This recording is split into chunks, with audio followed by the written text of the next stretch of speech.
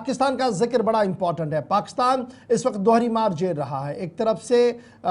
जो अमेरिका की सूरत हाल बनी हुई है, प्रेशर्स एंड पुल्स है, वहीं दूसरी तरफ से अफगानिस्तान के साथ भी सूरत हाल बेहतर बनती हुई नजर नहीं आ रही है। ताहम रात देर गए तुर्की के अंदर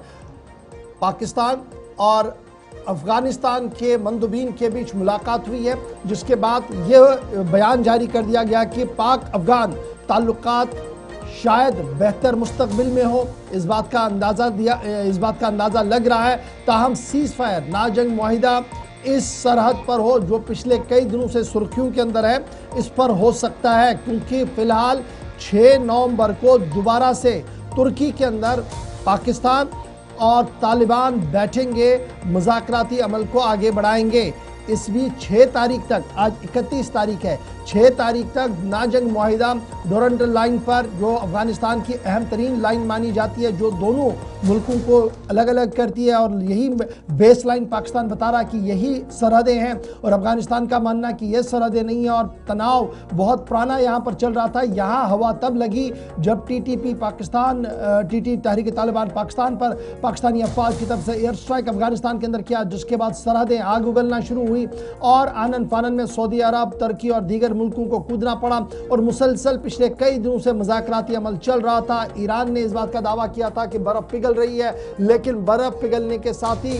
जो ख्वाजा आसिफ है उनका एक और बयान आया, जिसके बाद सूरत हाल पुरतनाव दोबारा हुई, और फाइनली अब ये सामने आ रहा है कि कतर और तुर्की की मुदाखलत के बाद अमन कायम हो सकता है। ताहम मॉनिटरिंग मैकेनिज्म को कैसे इन्वॉल्व किया जाए, सीज़ फायर कम्प्लिकेसी को किस तरीके से देखा जाए, इस पर जो है वो मुश्तरका टीम बनाई जाएगी। पाकिस्तान की तरफ से अगरचे अभी तक कोई भी ऑफिशियल स्टेटमेंट इन तमाम मीटिंग्स के बारे में नहीं दिया गया है, ताहम तालिबान ने साफ कर दिया कि तुर्की के वज़ीर ख़ारजा और फिर कतर,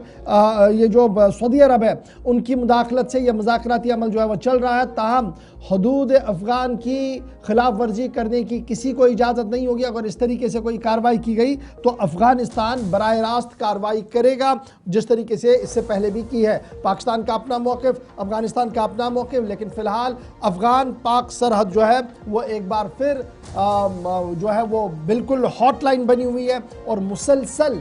छोटी छोटी जो क्लैशेस हैं वो वहाँ पर होती हुई नज़र आ रही है। ताहम अब दावा पेश किया गया है कि फ़िलहाल अमन रहेगा जिस सरहद पर, और 6 नवंबर को इस्तांबुल के अंदर दोबारा से मीटिंग होगी, जिसमें तुर्की के वज़ीर ख़ारजा, अफ़गानिस्तान के वज़ीर ख़ारजा, वज़ीर दिफा पाकिस्तान और सऊदी अरब के नुमाइंदे भी शामिल रहेंगे, ताकि गारंटी के साथ यहाँ पर अमन जो है वो कायम हो सके।